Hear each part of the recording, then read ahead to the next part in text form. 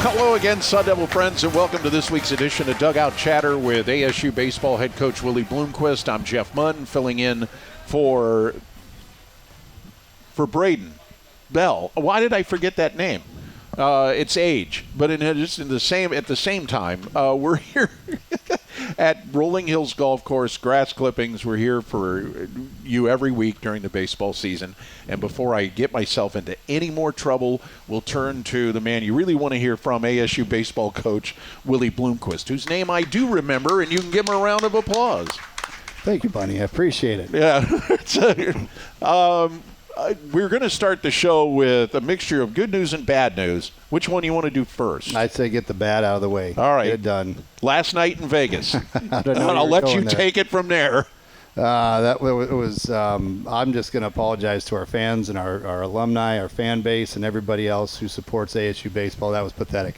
It was really bad. I'm embarrassed about it. The boys are embarrassed about it. The effort level was not up to our standard. We try to hold a standard of our program to the highest level, and you're not always going to be able to control the results on wins and losses, but your effort level and your mindset and attitude when you play has to be at a certain standard, and it wasn't last night. I spoke to a lot of people that watched that game on TV, and they could just almost feel it through the TV that we were just flat and weren't ready to play. And for the record, no, our guys were not hungover, being that we were in Vegas. They were actually we had bed checks at 11. Everybody was in their beds, snug as a bug in their bed. And so it wasn't the fact that they went out and partied on the Vegas Strip. It was just we showed up flat and lost to a team that, in my opinion, we should beat. And it was unfortunate.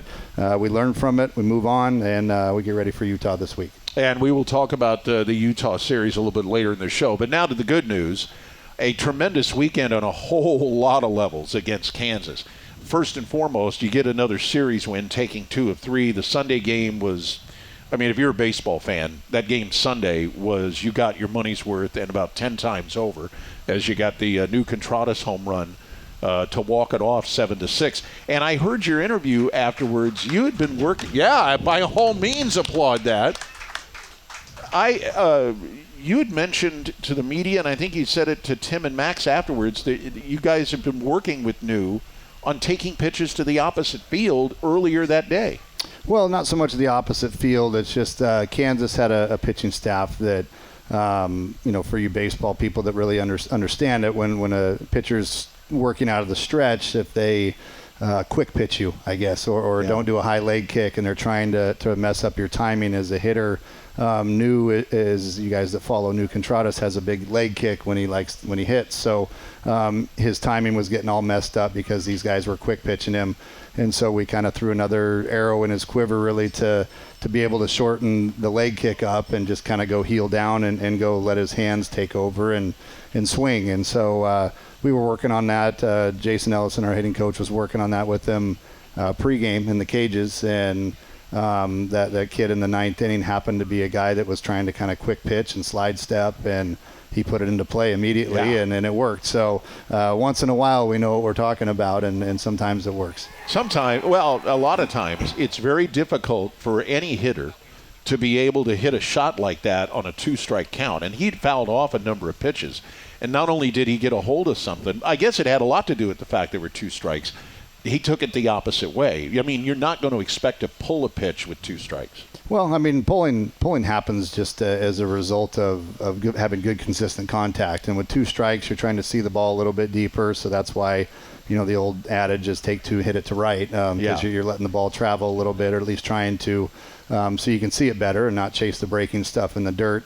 But that was something that New has been working on, staying inside the ball, and especially with 2 strikes, letting it get a little bit deeper, and he was able to clip him right there in the 9th, which was big for us, obviously, as a team and a program. And Kansas has a very, very solid team. Yes, and they do.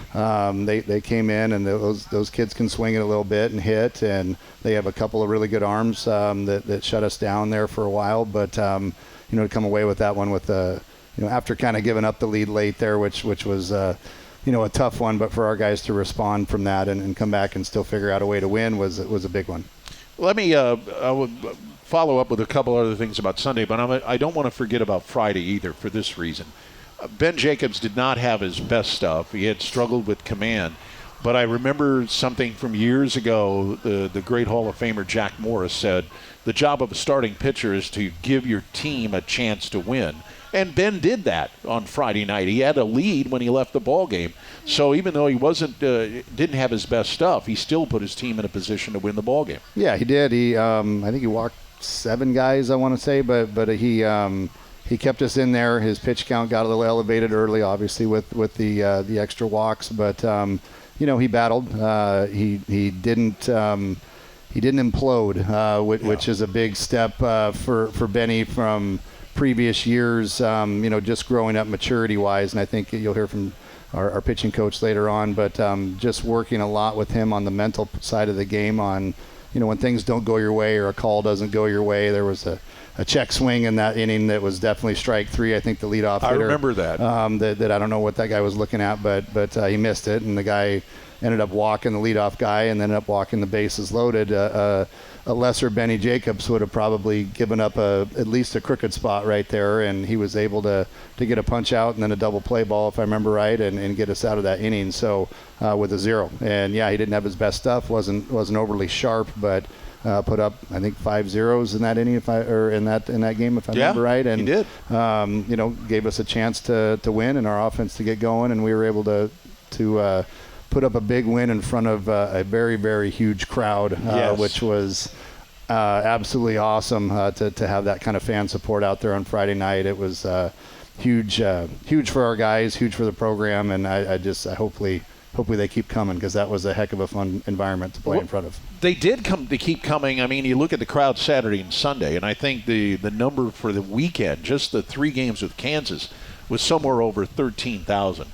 And with all due respect to the friends we left behind in the Pac-12, I think a lot of this has got to do with the conference we're now in, because a lot of the schools in the Big 12 have really passionate fan bases. There were a lot of Kansas fans in the ballpark. I'm always a believer that, listen, if they want to come out to the ballpark, great. Their money spends just as well at the ticket office as anybody else's, and it led to just a terrific atmosphere all weekend. Absolutely, and I think those Midwest people want to get out of that weather early on, and who wouldn't want to come here to Phoenix and enjoy our weather here in Tempe? And I think it was 80 degrees last weekend, and what a great evening and a great environment for baseball, and for everybody out there, the recruits out there. I mean, that's, I've made a point of it on the post game that what 17, 18-year-old kid would not want to come here and play in 80 degrees in front of 6,000 people in a packed house. That's the best recruiting tool we can have when we have fans show up like that. But the fan bases that come from other schools, early in the year, Ohio State had a pretty decent fan base that followed them down here. But I think you'll find in our conference, you'll have a lot of people flying into Phoenix to enjoy our weather, enjoy our town, and why wouldn't you? This is the best place in the United States, in my opinion. Absolutely. One thing, and it ties back a little bit to Sunday, but now you've had 2 series in a row against really strong competition where you go into Sunday needing a win to win the series. In 2 different ways, you come out of it with a victory that kind of displays the character this team has. You had to get Halverson in at Fort Worth against TCU to shut the door to preserve a 12-11 win, and then obviously the Contreras walk-off against Kansas. But I think both games and both weekends are indicators of the character this team has. Well, I don't think we're ever going to have a doubt in the fight and the spirit that we have in our locker room. There's times where we're not going to be pretty, but the fight better be there no matter what. And we talk a lot about adversity, especially in the college game. You're going to have things that are just wacky that go against you, and things that you just wouldn't imagine. And it's college sports. That's just how it is. You got a 7-run lead going into the 9th. You're feeling pretty good about it, and then all of a sudden you blink your eyes and you got the go-ahead run at the plate. At TCU, you're going, what just happened? I thought I could finally relax a little bit for a couple innings, but 6 pieces of bubble gum later, and my jaws are going crazy trying to get a win right there. It's nuts, right? So you never know. You can never let your guard down, but the fact that our guys keep battling and keep fighting is a good sign. Obviously, I would like to get a couple of wins on the easy front and get a nice lead and keep it there, but the fact that they're willing to come back and able to come back from from the adversity part of it it's a big step in the right direction. And it can't be overlooked that you're off to a 4-2 start in conference. In a conference this size, starting out slow is just not the way to go about it. If you want to be in the upper half of the conference standings, you got to come out of the gates flying. Yeah, you have to, and knowing that every weekend's going to be a dogfight, the more times you can put up, conference wins, win the series and get at least 2 out of 3, and then hopefully you can mix in a few sweeps in there and really start putting yourself in the distance over the 500 mark. That's kind of in my mind, the key. So we'll keep winning series, and I think we made a very big point of it in our locker room that we haven't been playing our best baseball yet. Right. I think that's ahead of us. Hopefully very soon we start playing our best baseball, but when things start clicking on all cylinders, as long as we can keep winning series in the meantime, and then hopefully things will start clicking and we can start getting on a run. We have a couple of great guests, as we always do every week. Sun Devils second baseman Kyle Walker, pitching coach Jeremy Accardo will be here in just a few moments. Before we go to a break, I just want to point out, as Coach is mentioning, there's some great games coming up on the schedule. Devils will be in Utah this weekend. We'll get you the broadcast details later on in the show. But head to SunDevilTickets.com right now, because next week, Cal State Fullerton is in on Tuesday, and then 3 games over next weekend, April 4th, 5th, and 6th, with some school down south. And those games might be just a tad important. But up next, we'll visit with ASU second baseman Kyle Walker, whose numbers just continue to climb and climb and climb. And we'll do it on Dugout Chatter with Willie Bloomquist here on the Sun Devil Radio Network. We're back on Dugout Chatter, and you hear us every Thursday night on KDUS AM 1060 and associated outlets, and of course the Sun Devil Athletics YouTube channel. I'm Jeff Munn in for Braiden Bell. Our next guest is a gentleman that I saw play in the Maroon and Gold World Series back in November, and even then he just grabbed your attention with the way he played defensively, and now he's starting to show fans how good he is offensively. Please welcome ASU second baseman Kyle Walker to our program. Kyle, how are you? I'm fantastic. How are you? I'm excellent. I got to start this way. You transferred here from Grambling. I was fortunate enough to go with women's basketball to a game at Grambling last year, and I say fortunate because it's one of the really unique campuses in the country. And I made the comment, knowing the history of Grambling State University, when you get on the campus talks. You can hear it talking to you. Yeah, you can. See, I knew I wasn't wrong, but No, it's nice. a special place, isn't it? Absolutely. No, they just being around Wilbert Ellis, that guy's a legend in the SWAC, and let alone at Grambling. It was really cool to just see him come to a lot of the home games, and he would even travel with us sometimes and just give us everything that he had, all of his knowledge, just making sure we had the will to win. Yeah, it's a really special place, and if you're a college sports fan, I certainly encourage anybody that is down near Shreveport, in that area in Louisiana, you got to take a trip to Grambling State. It's really a special place. But we're very fortunate to have you here at Arizona State. Let's kind of wind the clock back a little bit. What brought you here? You hit the portal. What had you come to Tempe? I would say Ben Jacobs was the guy who brought me here. Really? Just being at Team USA, I really had no intention of transferring. And just seeing how Ben was playing and playing behind him and seeing how electric he was, and just being around all the guys at Team USA who, wanted to hit the portal, just struck me as a guy who was electric, just played the game really, really hard, super competitive. He had a nice aura around him, and seeing him compete, I was like, that's a guy that I want to play behind and get behind. And he offered. He was like, I'll get my head coach try to talk to you. What are you thinking? And I was like, man, let's do it. I'm super ready for it. And it was as easy as that. Immediately, my conversations with Bloomquist, we hit it off immediately. He was looking for a guy who just brought energy, and I think I'm a guy who brings a lot of energy and plays the game with a lot of passion. So I would agree with that. And let's talk from, because as he said, when I saw you at the Maroon and Gold World Series, the first thing that jumped out at me was your defense. I think baseball fans, really true baseball fans, love both sides of the game. And when you watch, especially middle infielders, the range they have to have, the ability to chase balls down there. There were a couple plays this weekend against Kansas. You're following a pop foul all the way into foul territory, which is what a second baseman has to do. But I am so impressed with your defensive game.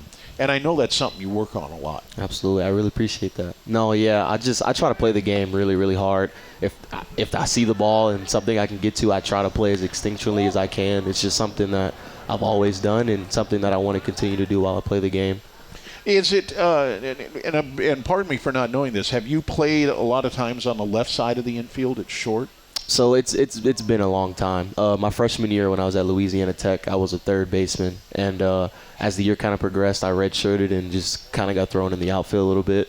It's just something that I can do as well. But no, when I transferred to Grambling, I was primarily second base. I bring that up because I think fans sometimes don't realize the difficulty in moving positions in the infield. When you're on the left side, obviously the throw to first is longer. The area you've got to cover is different. As a second baseman, especially in the era where infields are shifting, there's a lot of plays where you're set up in shallow right. And if a ball's hit to you, you've got to make a straight on-line throw to first as opposed to going to the side. So there's a lot of things. It's just not that easy to move from third or short over to second. Yeah, no. I mean, I think if you're a left side guy, then you can easily move to the right side. And I would say if you're a right side guy, it's definitely more difficult to move to the left side. Well, I would think that the first thing that hits you if you go right to left is the throw to first. Yeah, absolutely. You can't put too much on the throw if you're coming from second because it's going to be harder on the first baseman to handle. And you also, even though you're on that side of the infield, you've got to be cognizant of the speed of the base runner. Yeah, absolutely. I think it's an easier throw. I think second base is a position where you can kind of relax a little bit and not worry about your throws as much. It's just kind of like playing catch. So I definitely do envy New and Matt King and Jax Ryan for playing as well as they really have. It's been an awesome experience playing with those guys. You bring that up. I think as a group, I'm sure you guys are taking a lot of pride in how well you have fielded the ball. I think the Devils are still leading the Big 12 in fielding percentage, and that's something I know all of you guys take a lot of pride in. Yeah, absolutely. Every single day, whether it be practice or we're off, Coach Goffey, he's always like catch every ball. That's all we work on. Making the routine play, turning the routine double play, and just making sure we can make the routine plays. And I think that's when the spectacular plays come, when you just focus on the little things at a time. How easy has it been for you to have two guys, because both Matt King and Jax Ryan are really plus defenders over at short. It's got to make it, when you talk about the double play ball, where you got to turn a 4-6-3, which in a lot of respects can be a bit difficult because you're going one way, the throw has to come back to first. It's got to give you a great comfort level to have two guys like Matt and Jax to take that throw at second. Yeah, absolutely. I think they both not only bring athleticism to the middle of the infield, but they're super calm and we have a lot of chatter as a unit. So being able to talk to those guys and being ready for plays before they happen you can't get better than that. It's awesome. Yeah. I know it was a little bit of a struggle early on offensively to start the year, but I think back to the series opener at TCU. Your numbers were already picking up before the start of that series. But as a team, the game before at Arizona, struggled to score runs. You climb in Fort Worth, first at bat, out, gone. You moved in. You were moved in. Oh, that was the Saturday game. I beg your pardon. The night before was the same thing.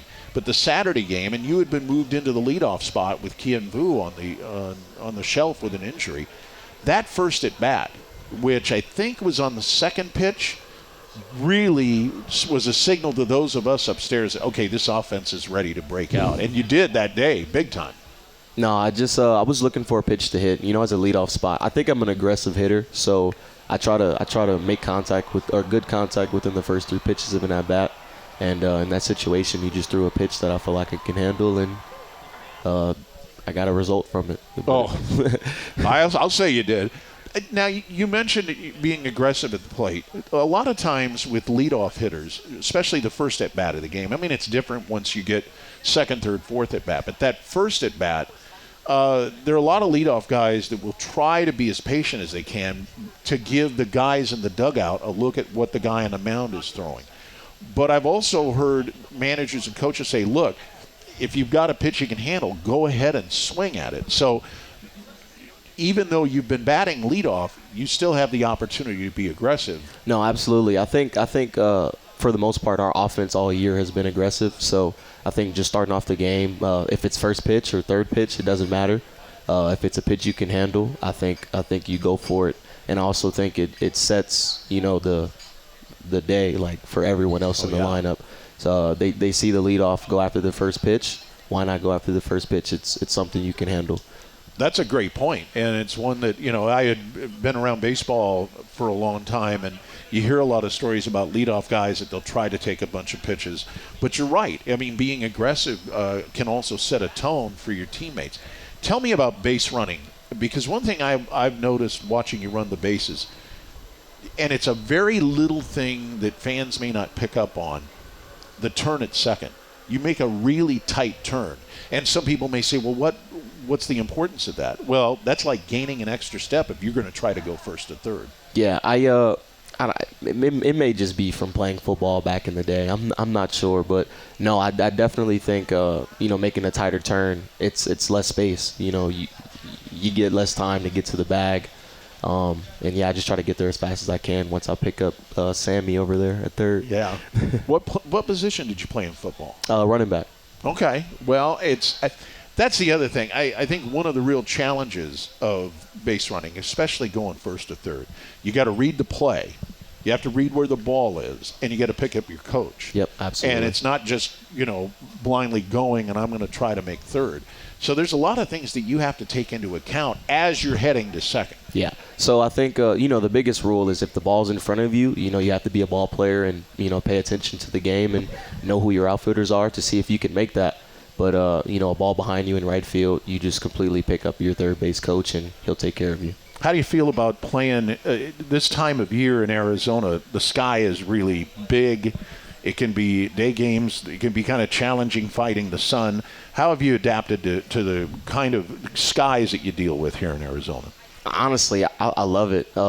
My freshman year, my coach used to say it's a bluebird sky when there's no clouds outside. I think that's the best sky you can play in. I think the ball is super clear. Then the weather here is beautiful. So it's the best baseball No problems at all. No problems at all. I hate wearing sunglasses when I play. So if the sun gets too bad, we communicate with each other. Help if we can't see, or just put the glove up. You got to make sure you make a play. Yeah. Well, I think part of we talk about the success of your infield defense. Communication's a big part of it. You got to be talking all the time. Absolutely. And I'm certain the fact that you go out every day, I think this is important too. Some guys will get days off here and there, but most of the time, you look to your left, there's Jacob Tobias.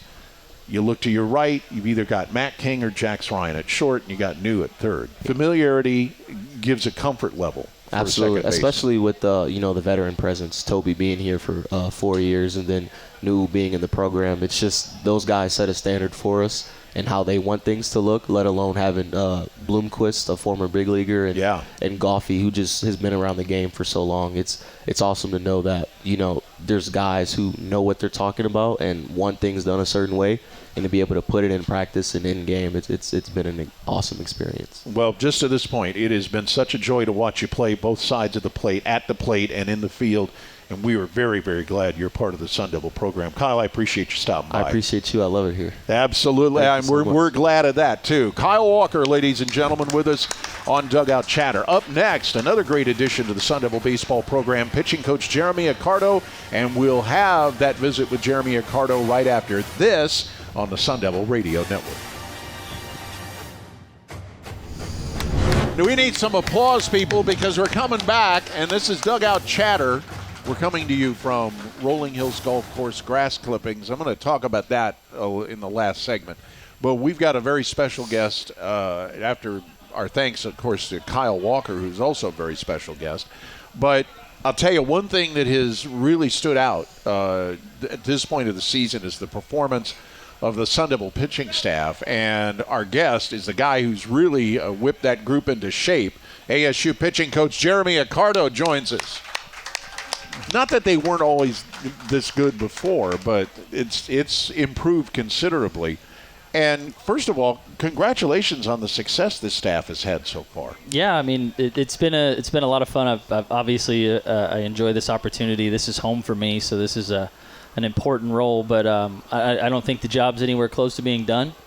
I don't think our staff would say that either. So, I'm excited for what's to come in these next couple months. I was with the D-backs from 98 through 2015, and I'm trying to think, where are all the places that we ran into you? You pitched in Milwaukee, if I remember correctly. I coached in Milwaukee. Oh, you coached in Milwaukee. I made my debut here in Arizona, which was pretty cool. But with the Giants. Oh, that's right. Yeah. That's right. So you would have played for. Did you play for Boch? Nope. I had Felipe Alou. 2003. Yep. 2005. Oh, 2005. Yeah, That's right. He was still there. I always think 03 because they went to the division series and lost on the plate to the Marlins in Florida, and the Marlins went on from there. But you also came to this job from the professional ranks. Yeah. It's always an interesting thing, and there have been examples of guys who have done that. Coaching pitchers pro to college, major differences or no difference at all? There's some differences. I think the maturity level is just not quite there, and they're not just as seasoned, but I think some of on the opposite side of the spectrum is they're very, very eager to learn. They're not set in their ways. They want to get to the next level, and if you have some sort of way to relate to them and relate that to and what you've done to what they need to do to get to where they want to go, I think you get a lot of buy-in. So we've seen that happen pretty quickly, especially with this group of guys that we put together, and I think they're enjoying what we have to offer and the learning that's coming along with it. Well, I think one thing that has impressed me, and as I was mentioning about Kyle, I saw you all play in the Maroon and Gold World Series in November, and the first thing that struck me about the guys that came out of the pen, they're all throwing hard, 93, 94, 95 on the gun, and they're throwing in the strike zone. And I said to myself that day, that had to be an emphasis for you and Willie both, to go find guys that throw hard and aren't afraid to challenge hitters. Yeah, absolutely. I mean, obviously we have to go find good talent and good stuff, but at the same time, these kids got to go up, cross that white line and know that they can compete in the middle. One of the first things that he told me was we need to get better at fielding our position and we need to throw more strikes. And I said, well, those are the two things that I can definitely help with right off the get-go. So we simplified our approach as a staff, and I told them and showed them data to back it up. And that's the beauty of blending old school and new school, is being able to combine what obviously works mentally and when you think about it, but then also be able to prove it with stats and numbers that, oh, all right, well, you just poured concrete on that, so let's just go ahead and do that. These guys we're constantly having meetings together and showing them what they're doing well and why it goes well, and asking them questions and having them, steer the ship, if you will, sometimes. And all right, you tell me what you were trying to do, and let's figure this thing out together. So it's a combined thing, and they start to believe in themselves and believe in us as a group, and when we do that, good things happen. And a lot of good things have happened so far this year. I read a quote, this is years ago. There was a minor league instructor, pitching coach with the Padres, who said the toughest thing I have to get across to these guys is the farther they go up, the more likely their stuff's going to get hit. And I bet it's true also at the college level, because you're dealing with high school pitchers a lot of times. They were dominant on their staffs in high school, might have thrown a couple of no-hitters here and there, and were just used to dominating hitters. Do you run into that here? I don't know if you run into it as much at a Power 4 conference school, and especially with guys that throw hard. But there are instances where you just have to get it across to them, look, you're not in high school anymore. Some of your stuff's going to get hit. No, we have to do that constantly, and that's the tough thing. When a guy goes out there and fails, you'll get frustrated with them, you'll get frustrated for them, but then you got to find a way to relate to them quickly so that thing doesn't snowball into another bad outing, and just understand that, especially with young kids that are coming from high school and they've never had to deal with a ton of adversity, they're coming into a Power 4 conference. They're going to face good hitters nonstop, and even when we have a weaker competition midweek, guess what? That's their World Series. They're coming out to get you. So I think those moments where they fail and they get upset with themselves and they know they should be better is a perfect learning opportunity and teaching moment. So we have to kind of flip it that way and obviously keep their spirits up. And we play a lot of tight games at the moment, which I don't think will will be going on in the future. Our offense is just too good. Yeah. But I think that getting these guys easy runways into games and letting them get their feet wet the right way just hasn't been a thing for us. So we've had to lean on a lot of big guys. So I think, it's just those moments where you just got to kind of attack it from a different angle and know the kid and know what drives them and know when they're getting upset and read the body language and just attack it. You've had a benefit. You've had a benefit so far this year that you not only have a Friday night starter, you got a Saturday starter that get you deep into ball games. And when you get to Sunday, you're not sitting with Willie going, well, who do we have available? The answer is, who don't we have available? I mean, you've got a ton of arms down in the bullpen on Sundays. I think that's come into play, especially Sunday against Kansas, that you had guys that didn't let it get out of hand and put your team in a position to win the game on the Contradas home run at the bottom of the ninth. But to have Jacobs and Martinez back-to-back is a real bonus for this pitching staff. Absolutely. I mean, both those guys have been great, and obviously Martinez is making the most of his opportunity here and turning a lot of heads that are in the stand. So it's been a beautiful thing to have those two.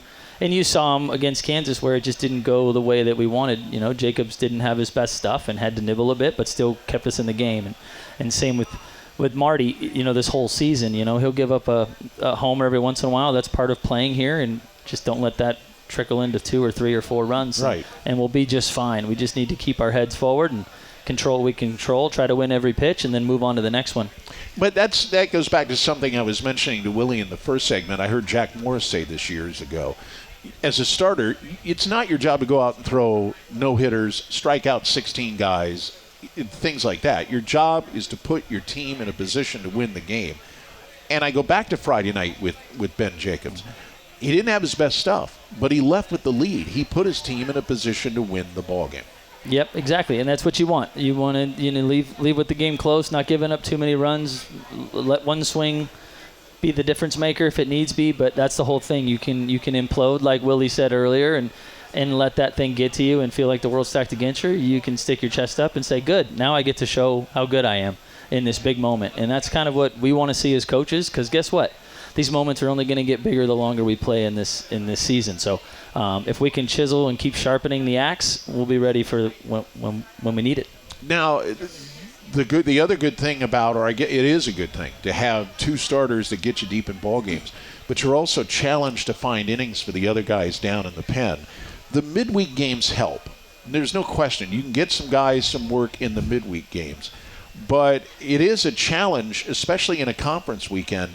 You go into Sunday and you say, okay, we can get an inning out of this guy. This guy needs to throw an inning.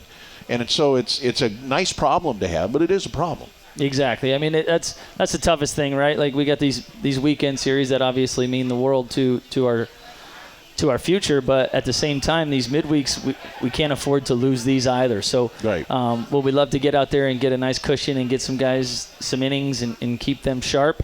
Yes. Does it always happen? No. So it's always that little thing of Bloomy and I are standing next to each other. We're constantly talking about where we're going to go, what we can do, what we're going to do if we score a few, what we're going to do if we're down a few. So it's just always trying to find that avenue for guys.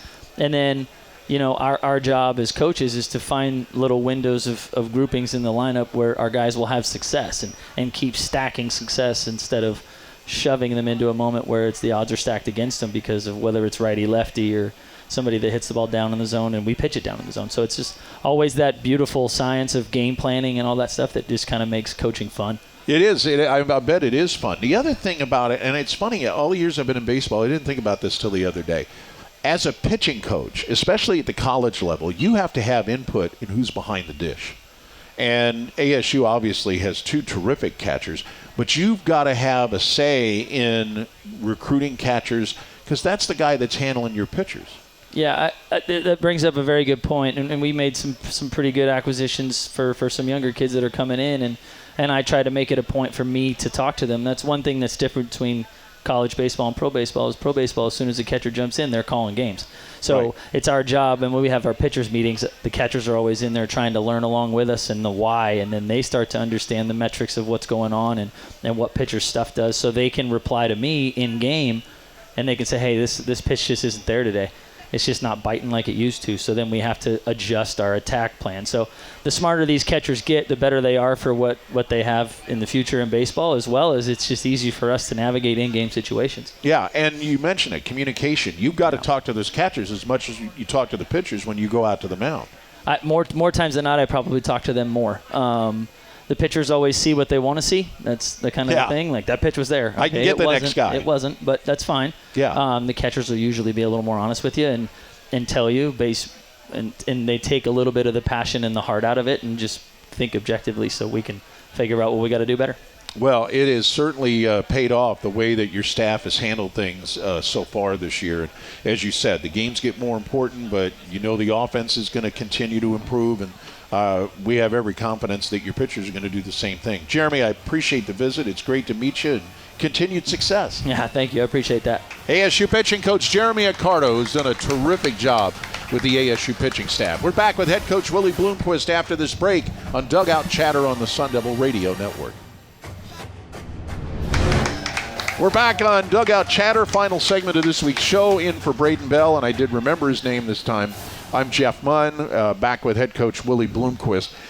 Before we get into talking about the weekend, you and I were both over at Papago a while back, a few hours ago, before we started taping, to meet Molly Miller. I'm always impressed when the other head coaches get together to meet new coaches. It's a really cool thing. Yeah, it is, and we have a group text message chat with all the head coaches that are on it, and we're always kind of encouraging each other and always kind of know what's going on. And very, very supportive family here at ASU, and the head coaches are all pretty intertwined and interconnected with each other, and have a pulse on how their programs are doing, and here to always support each other. So Coach Miller obviously taking over. There's a lot of buzz going on around about women's basketball right now, which is pretty cool, and excited for her and her journey here at ASU, and I think she's going to do great things. How'd you do in the putting contest? Come on, Money. You already know the answer to that. I'm not a very good golfer, but I've won a lot of scrambles because I get asked to putt, and as much as I'm an awful golfer, I can kind of putt a little bit here and there. So I got beaten once, so my record's now 5-1. If you want a shot at the title, I got the belt back right now, so I'll be over here waiting with beer in hand, ready to go. Was golf when you were in pro ball? You had a day off. Was golf a thing or not? When I played, I couldn't golf. I was one of those guys that I always thought would mess up my swing, Yeah. And I wasn't a pitcher like Jeremy. Those guys could golf, and they have 9 days off between starts and all that stuff. I couldn't ever golf and the last thing I wanted to do was go chase a baseball or chase a golf ball around and play a game of hide and seek. Trying to find my golf ball on my one off day of the month. So I kind of shied away from golf after I retired. I started playing a little bit more, but I'm a hunter fisher. I'd rather go out and hunt and fish than I would golf. So I save up my hall passes to go on a hunting or fishing trip. So you look forward to going to places like Colorado? Absolutely. Colorado, Montana, Alaska. Yeah, those are my people there. Yeah. The outfield at Coors Field, the bullpen looks like an outdoor. It looks like an outdoor. It kind of looks like a Bass Pro Shop. Yeah, and you just camp out there overnight. I would too. I would stay out there with a tent and a sleeping bag. I think that would be kind of fun. And those are cool. I've always been growing up around the outdoors and love it. But golf can be kind of fun when it's social, and I don't take it overly serious. And a lot of my buddies say, dude, if you actually dedicated your time and effort into golf, you'd be pretty good. And exactly. I'm not going to dedicate my time and energy into it. I don't have the time. You don't have time right now. Especially now when I took this job, I don't have any extra time. So every once in a while I'll get out on the putting course and dominate. But other than that, it's few and far between. All right, let's look ahead to Utah. For fans of pitchers duels, Friday night's got a chance to be one because you got Ben Jacobs. Utah's Friday night starter, I don't want to get too deep into, oh boy, look at his numbers, because it's not a matter of your hitters facing him. He's got to face your hitters. Correct, yeah. And it's, I watched some video on him today. He's got a really good breaking ball. Fastball plays up a little bit. He's a 91, 92 mile an hour arm. But his breaking ball is a really good pitch, really good 12-6, has some bite to it. So we're going to have to really do a good job of making sure we get him up in the zone and stay aggressive to his fastball. Otherwise, we're going to have trouble. So easier said than done. This kid's got some pretty good stuff, but I like our guy on the mound too. Yeah. And I think at the end of the day, look, if our hitters come ready to play and locked in and focused, I've told them this before, I'll take you against anybody. I really will, but that's been the challenge, is getting them locked in and ready and focused. So if they do that, I mean, like I said, I'll take us against anybody.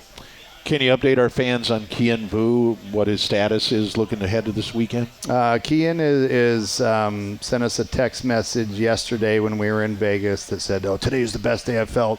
So I don't know if that's just him needling me to make sure he gets on the road trip to have an opportunity to play this weekend. But the facts are the kid wants to play. I think he's getting close. To say that he's full go ready this weekend, I think would be a stretch. Is he available? Potentially.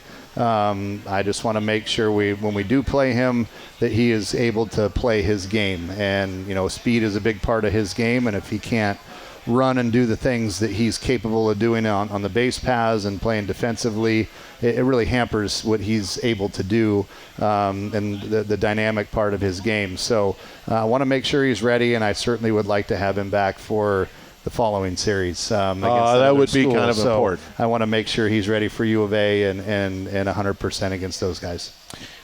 I was with you guys 2 years ago when you went up play at Smith's Ballpark, and ironically, we didn't play there on Friday because the background story on this is Utah plays in a park that used to be the home of the AAA team in Salt Lake. They moved to a new park on the north side of town, and Utah's going to get an on-campus stadium that we're told will be ready next year. But the ironic thing was when we were up there 2 years ago, the ballpark wasn't ready, and we had to go play the first game in Provo. And then you come in the next day on Saturday, well, the ballpark's ready to go, but the scoreboard isn't working real well. So in a sense, it's kind of good to say this is the last time we're going to have to go into that place. Yeah, it's the Salt Lake ballpark, I kind of feel old, but I played in that ballpark once upon a time, and it's a good playing surface. It's a nice ballpark. So from that standpoint, it was an old AAA stadium. So from that standpoint, it's a nice place a comparison to some other college fields that sometimes we play on. They're a little bit run down, but this place is nice. It's a good playing surface. Our guys should have a decent experience there. And end of the day, I've told all our guys, I don't care where we play. Give us a parking lot to play in. If we get a chance to play baseball, let's go, strap it on, and then get after it. Yeah, because I think as much as broadcasters will talk about ballparks, once the game starts, you're not really thinking about that. I mean, you could be at Fenway. Maybe you would notice Fenway with the monster. But other ballparks, it's like, we're in a ballpark. Let's play baseball. Yeah, both teams are dealing with the same elements, the same field, so you just go play and lock in on competing against one another and competing against the other team, and that's why we do what we do. And like I said, we're both under the same elements, the same weather, the same conditions, and the same ballpark. So some are more obviously familiar with their home field, but end of the day, just go play baseball and compete. Well, going back to something we talked about in the first segment, the change in conferences. And again, I'm not trying to take shots at the people we left behind in the Pac-12, but I'll go ahead and say it. You go to places like Evans Diamond, and you're kind of like, what are we doing here? But the places that we've been to one park in the Big 12 this year, Fort Worth, played a couple years ago at Oklahoma State.